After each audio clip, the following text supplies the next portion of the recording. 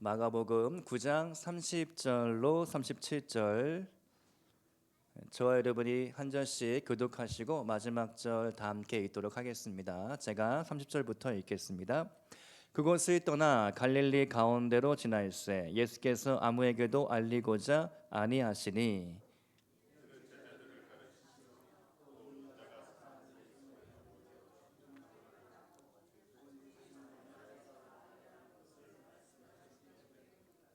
그러나 제자들은 이 말씀을 깨닫지 못하고 묻기도 두려워하더라.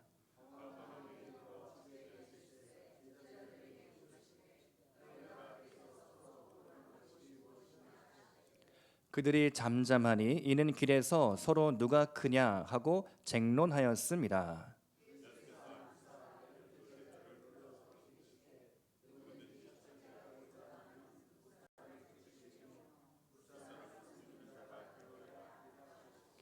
어린 아이 하나를 데려다가 그들 가운데 세우시고 안으시며 제자들에게 이르시되 누구든지 내 이름으로 이런 어린 아이 하나를 영접하면 곧 나를 영접함이요 누구든지 나를 영접하면 나를 영접함이 아니요 나를 보내신 이를 영접함이니라.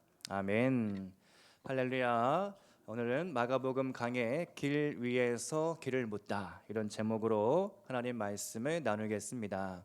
오늘 이 시간에도 하나님이 주시는 새로운 말씀, 성령의 음성 들으시기를 축복드립니다. 존 버니언이 쓴 철로 역정이라는 오래된 기독교 고전 문학이 있습니다. 한 나온 지 몇백 년이 된 걸로 알고 있는데요. 1600년대쯤에 존 버니언이 쓴 책인데요. 이 책이 우리나라에도 소개가 되어서 여러분이 한두 번쯤은 들어보셨을 것입니다. 성도의 믿음을 실제적인 현실의 그런 이야기로 풀어내고 있죠. 천성을 향하여 가는 기독도 크리스찬의 이야기입니다. 그가 여러 가지 믿음의 시험을 만나게 됩니다. 주인공 크리스찬이 멸망의 도시를 떠나 좁은 문으로 가게 되는데, 옛날 책을 제가 찾아보니까 멸망의 도시를 장망성이다, 장차 망할 성이다. 그 주소가 어떠한가? 장망성 죄악구 타락동이다. 장망성 죄악구 타락동. 이러한 이야기로 이야기가 진행이 되죠. 그래서 이 크리스찬이 길을 떠나게 되는데 가다가 전도자를 만납니다. 복음 전도자죠. 그에게 좁은 문으로 가면 구원의 길이 열린다. 그래서 이 크리스찬이 길을 떠나면서 좁은 문을 향하여 가는 겁니다. 근데 가는 길에 친구들을 만납니다. 친구의 이름이 고집과 변덕입니다. 고집이랑 변덕을 만납니다. 이 두 친구가 같이 동행하다가 늪에 들어가게 됩니다. 근데 어찌저찌 해가지고 겨우 늪에서 빠져나오게는 되었는데, 이 변덕이라는 친구는 말 그대로 변덕을 부리며 늪에 빠졌다 하여 낙심하여 집으로 돌아가 버립니다. 뭐 이런 여러 가지 이야기들이 전개가 되는 건데요. 예수님을 따라가는 길이 이처럼 철로 역정처럼 만만치가 않습니다. 제자들은 예수님을 따라다닙니다. 그런데 그들은 고집이 있었고 변덕이 있었고 시기가 있었고 질투가 있었고 여전히 세상 것들을 내려놓지 못하고 있죠. 오늘 말씀에서도 제자들은 예수님을 따라가는 길 가운데 있지만, 길 위에 서 있지만 그 길 위에서 다시 다투고 또 질문하고 의심하고 불안해하고 두려워합니다. 같은 길을 걷지만 여전히 엉뚱한 생각들을 하고 있었던 것이죠.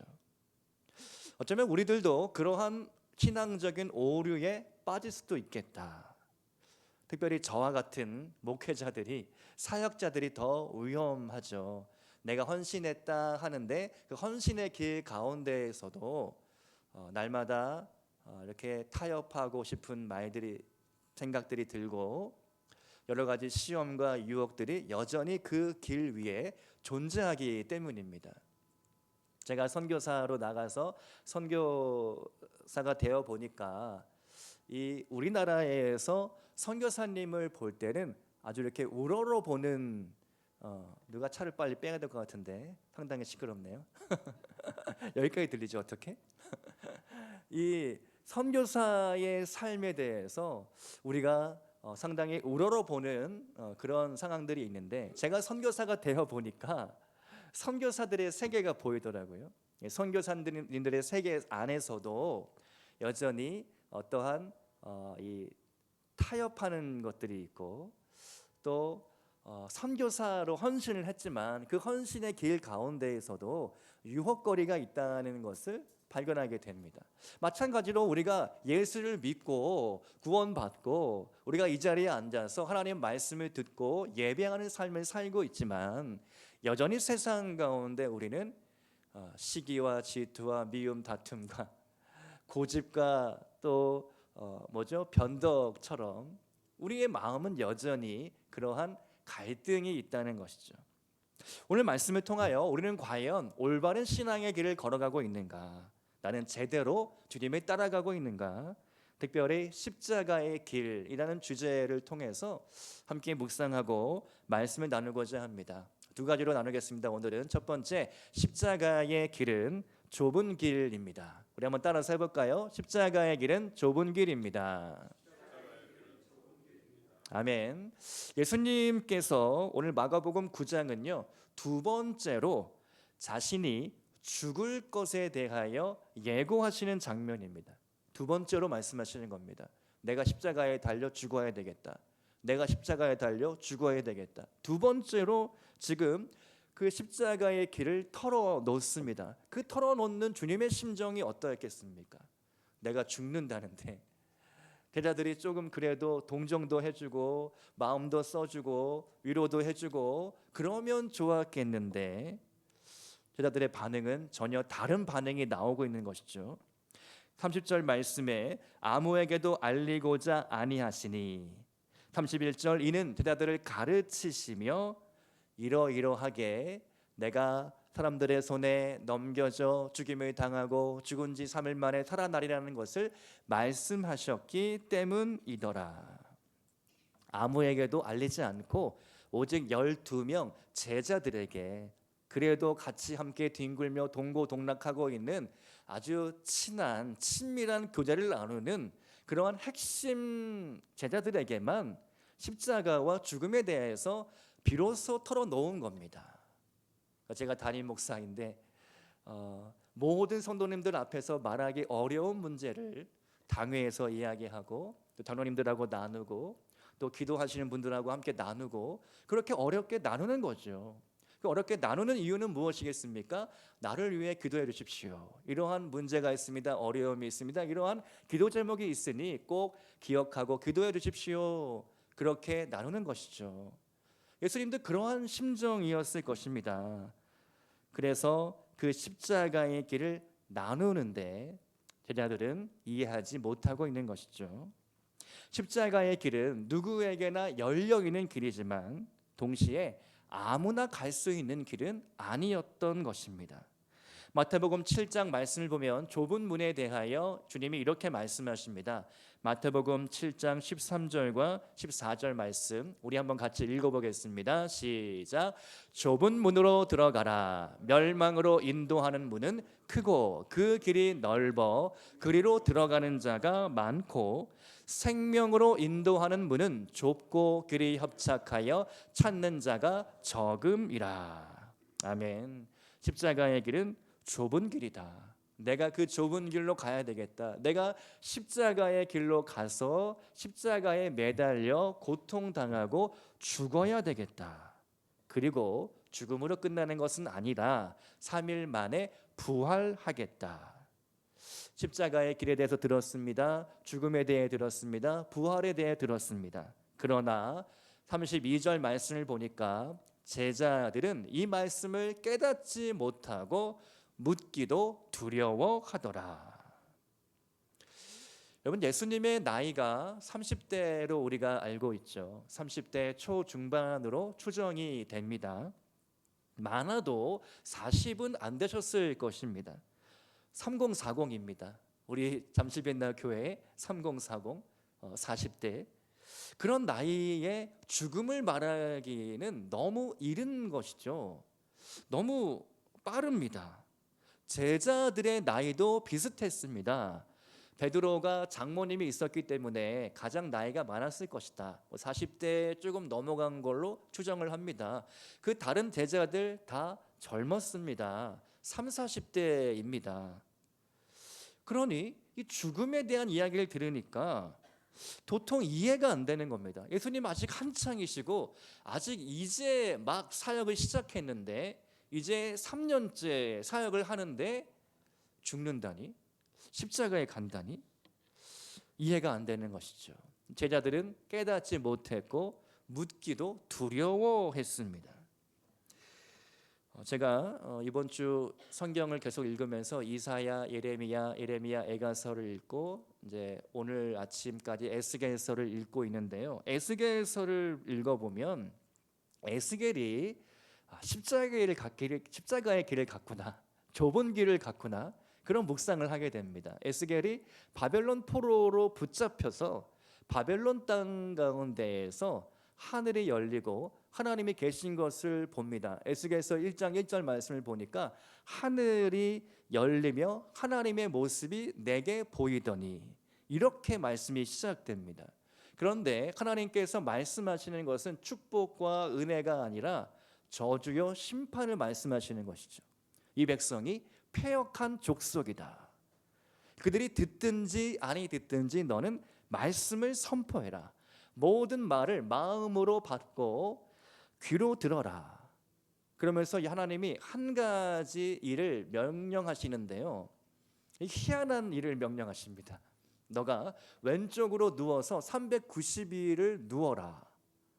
다시 오른쪽으로 누워서 40일을 누워 지내라. 왼쪽으로 누워야 하는 이유는 이스라엘의 죄가 그만큼 크기 때문이다. 오른쪽으로 누우는 이유는 유다의 죄악에 대한 벌 때문이다. 총 430일을 누워서 지내라는 이상한 명령을 받습니다. 그 말씀 뒤에 하루가 1년이니라. 430년 동안 애굽에서 지냈던 것처럼 이스라엘 백성들의 죄악에 대한 벌을 그렇게 몸으로 표현하여 징조로 보여주라는 것이죠. 그리고 머리털과 수염을 다 깎고 밀어야 했습니다. 그리고 갑자기 이사를 가야 했습니다. 포로로 끌려가는 것처럼 너가 너의 모든 행장을 꾸려가지고 이 성벽을 지나서 이사를 가라.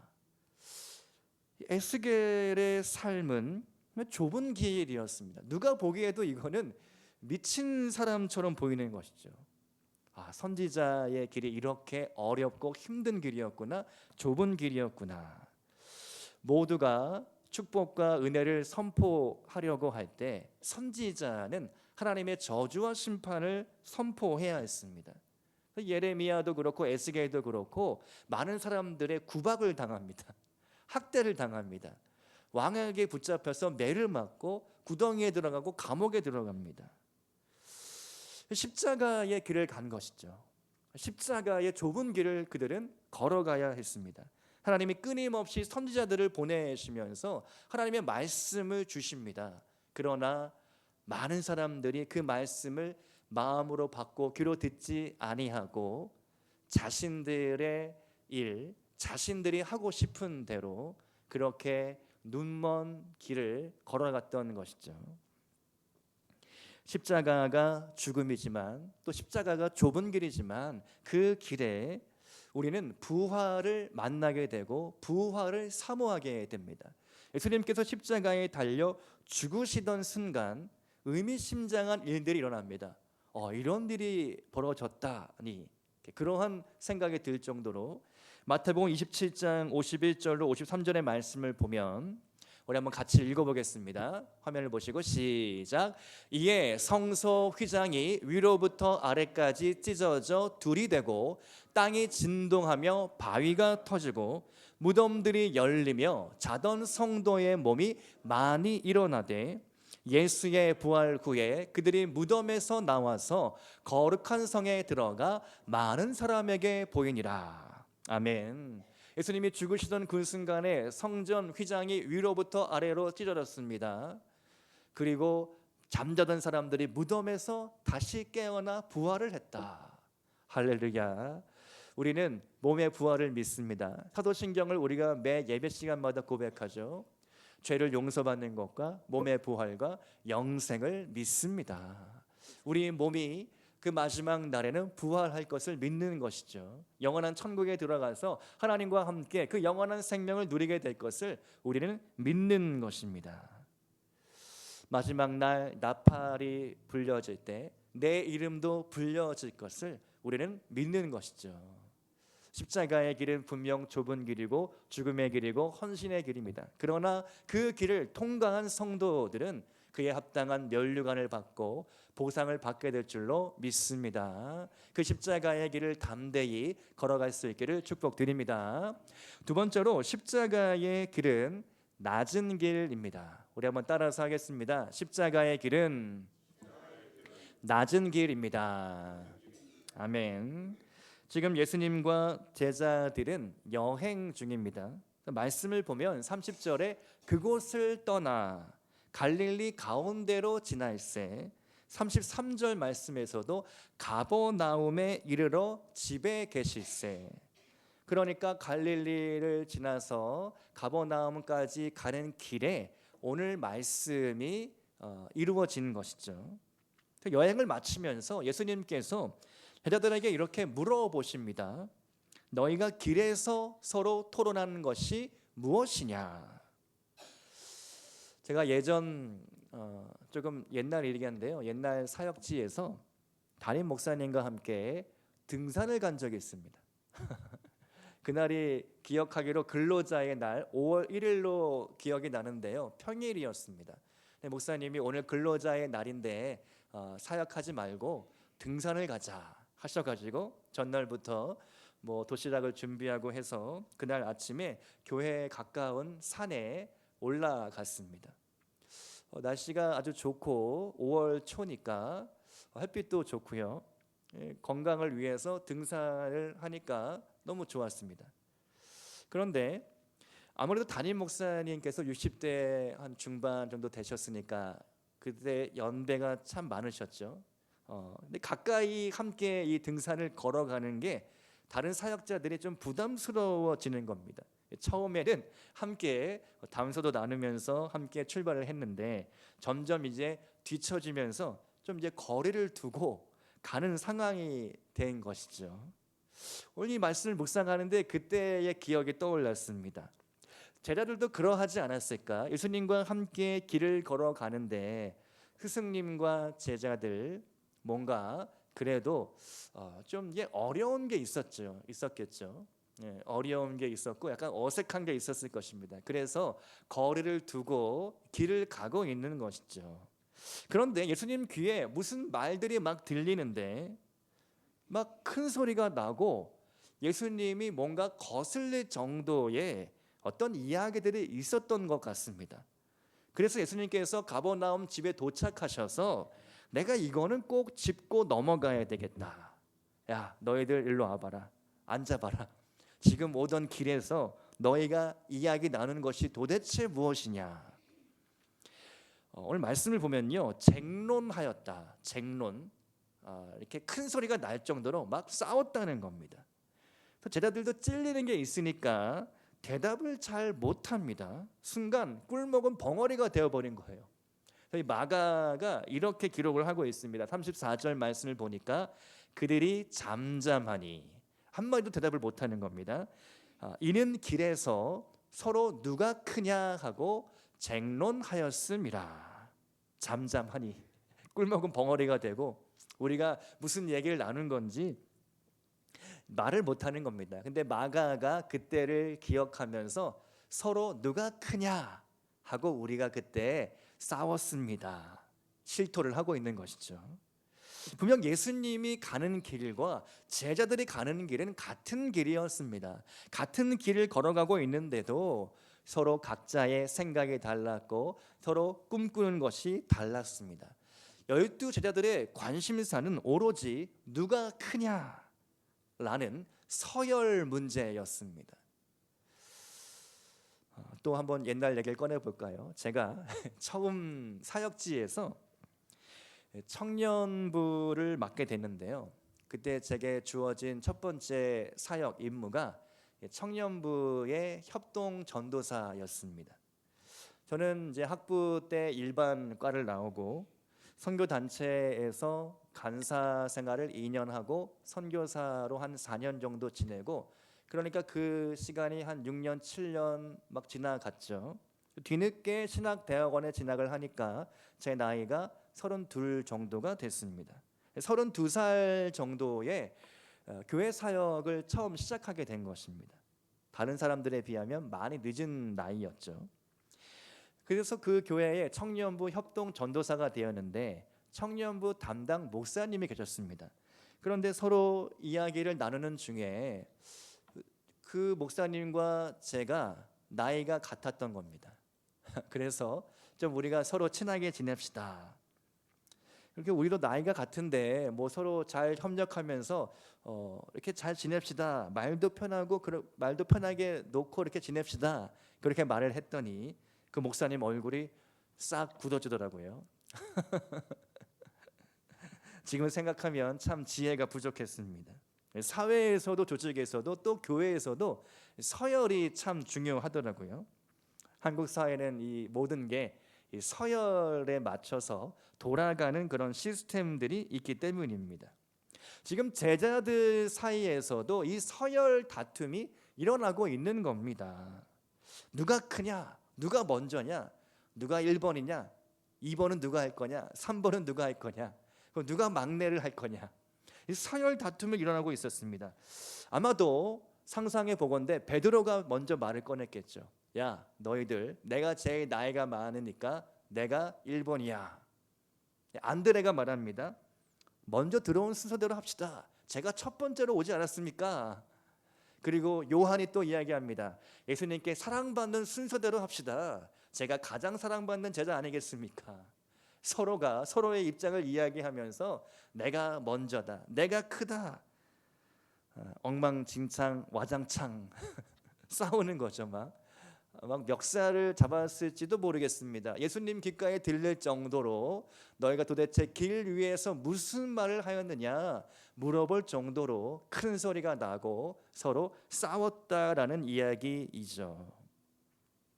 여러분, 십자가의 길은 높은 길이 아닙니다. 더 높은 길에, 더 높은 곳에 서는 그런 길이 아닌 것이죠. 십자가의 길은 낮은 곳으로 내려가고 또 내려가는 것입니다. 나를 낮추고 겸비하고 겸손한 마음으로 서로를 섬겨주는 길이 십자가의 길입니다. 기독교는 그렇게 낮은 대로 흐르는 종교입니다. 고아와 과부와 나그네 자, 나그네 같은 자, 그런 연약한 사회적인 어려운 이웃을 돌보는 종교가 기독교 종교입니다. 우리 복음입니다. 예수님은 그래서 이렇게 가르쳐 주시죠. 오늘 35절 말씀에 우리 한번 같이 읽어보겠습니다. 35절 시작. 예수께서 앉으사 12제자를 불러서 이르시되 누구든지 첫째가 되고자 하면 뭇사람의 끝이 되며 뭇사람을 섬기는 자가 되어야 하리라 하시고, 아멘. 섬기는 자가 큰 자다. 예수님은 말로만 가르치는 게 부족하겠다 싶어서 어린 아이를 불러옵니다. 어린 아이 하나를 불러다 앉혀놓고 어린이를 제자들 앞에 세우고 안아주십니다. 세워주시고 안아주십니다. 그리고 또 이렇게 말씀하시죠. 37절인데요. 37절 같이 읽겠습니다. 시작. 누구든지 내 이름으로 이런 어린아이 하나를 영접하면 곧 나를 영접함이요, 누구든지 나를 영접하면 나를 영접함이 아니요 나를 보내신 이를 영접함이니라. 아멘. 놀라운 말씀이죠. 어떻게 어린아이와 예수님을 비교할 수 있을까? 어린 꼬마와 예수님을 비교하면서 이 어린 아이를 나의 이름으로 영접하면 곧 나를 영접한 것이다. 예수 이름으로 이 어린 아이, 낮은 자, 하찮은 분들, 세상에서는 조금 정말 좀 사회에 별로 도움이 안 될 것 같은 그런 부류까지도 예수 이름으로 영접하면 너희가 낮은 자를 영접하면 곧 나와 하나님을 영접하는 셈이 된다. 여러분, 우리가 과연 그러한 마음으로 우리에게 붙여주신 한 영혼을 품고 있는가 한번 돌아보기를 원합니다. 솔직한 이야기로 헌금 낼 수 있는 성도만 우리가 혹시 눈여겨보고 있는 것은 아닌가? 돈 되는 분들을 우리가 조금 더 관심 있게 갖고 있는 것은 아닌가? 그런 질문을 한번 해보는 것이죠. 예수님은 그런 게 아니라 어린 아이를 조금은 세상적으로 또 어렵고 힘든 사람들이 있더라도 그런 사람들을 예수 이름으로 영접하고 품어야 하겠다. 우리가 토요 전도를 하면서 어린 아이들을 참 많이 만나게 됩니다. 어린 아이에게 솜사탕 하나를 쥐어주면서 부모에게 대화를 걸고 그리고 복음을 전하고 또 교회를 소개합니다. 어제는 한 중학생, 여학생인데요. 중학교 다니는 여자아이를 만나서 제가 작년부터 계속 매주 오가는 친구인데 한번 가서 좀 대화를 나눠야겠다. 그래서 찬양을 잠깐 내려놓고 기타를 내려놓고 찾아가서 이야기를 나누게 되었습니다. 뭐 예전에 교회를 다녔는데 지금은 안 다니고 있다라고 해요. 그래서 그 친구를 위해서 함께 기도해 주었습니다. 그 친구를 통하여서 또 그 가정에 돌아올 수 있기를, 또 그 친구의 믿음이 회복될 수 있기를 기도해 주었습니다. 어린아이 하나를 내 이름으로 영접하는 게 하나님을 영접하는 것과 같다. 과연 우리의 시선이 자꾸만 높은 곳으로 바라보는 것이 아니라 우리의 시선을 낮추어서 낮은 곳으로 우리 교회에 별 도움이 될 것 같진 않지만 그 영혼을 내가 불쌍히 여기는 마음으로 힘써 전하고 그 영혼을 끌어안고 품어주고 교회로 초청하는 것이죠.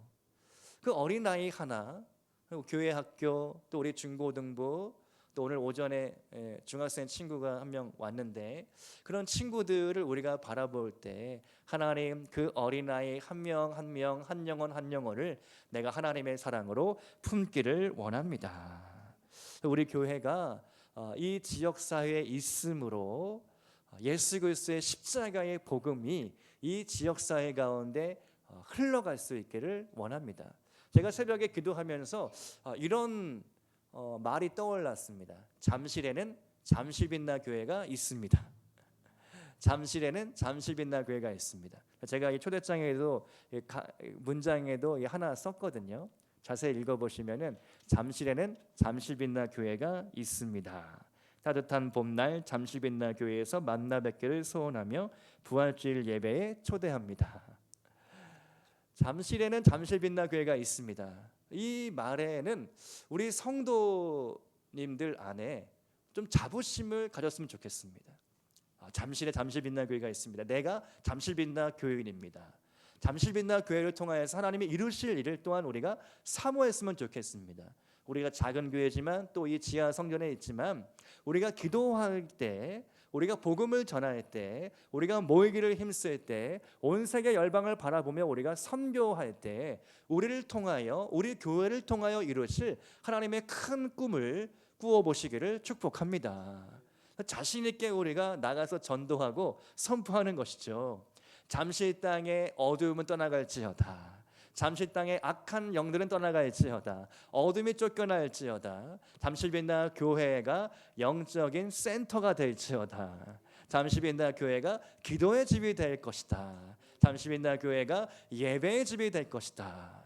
우리 교회를 통하여 이루실 일들을 우리가 마음으로 품고 기도하면 하나님이 일하시고 역사하실 줄로 믿습니다. 그래서 우리가 기도할 때 하나님, 잠실에는 잠실빛나 교회가 있습니다. 잠실 땅의 어두움을 쫓아내고 우리가 기도할 때, 우리가 예배할 때, 찬양할 때 하나님 일하여 주시옵소서. 그러한 자신을 가지고, 확신을 가지고 기도해 보시기를 축복드립니다. 제 안에 그러한 확신이 들었습니다. 그러한 자신감이 들었습니다. 그렇게 우리가 만나는 사람 누구에게나 우리 교회를 소개하고 복음을 나눌 수 있기를 소망합니다. 또 한 가지가 생각이 났었는데요. 기도하는 중에 창세기 말씀에 이삭이 우물을 열심히 팝니다. 근데 우물을 파는데 그 땅 목자들하고 자꾸 다툼이 일어납니다. 그랄 땅 목자하고 우물을 놓고 싸우게 됩니다. 근데 이삭이 그 우물을 다 양보를 합니다. 첫 번째 우물 양보하고 두 번째 우물 양보하고 또 양보하고 그리고 마지막에 이르러 르호봇이라는 우물을 파게 됩니다. 르호봇 우물이죠. 그 우물을 만나고 이삭이 이런 고백을 합니다.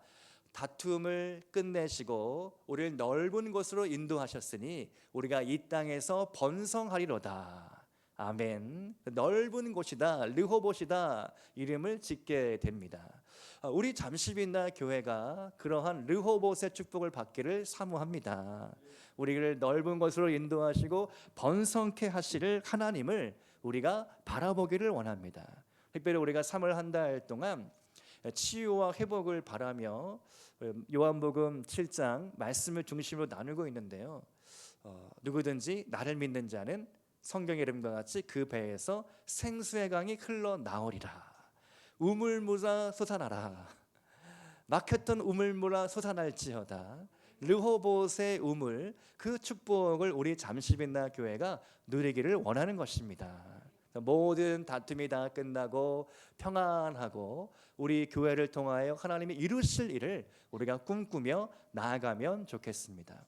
이사야 33장 6절 말씀을 보면은 내 시대에 평안함이 있으며 구원과 지혜와 지식이 풍성할 것이니 여호와를 경외함이 내 보배니라. 아멘. 제가 금요 예배 시간으로 나눴는데요. 이사야 33장 6절 말씀을 성경 읽는 중에 딱 찾아내고 이 말씀을 읽는 중에 막 마음에 감동이 왔습니다. 하나님, 이 말씀 제 말씀으로 또 우리 교회를 향한 약속의 말씀으로 제가 품겠습니다. 내 시대에 평안함이 있으며 구원과 지혜와 지식이 풍성할 것이니 여호와를 경외함이 내 보배니라. 제가 평소에 사모하던 모든 것들이 이 한 말씀 가운데 응축되어 있는 것입니다.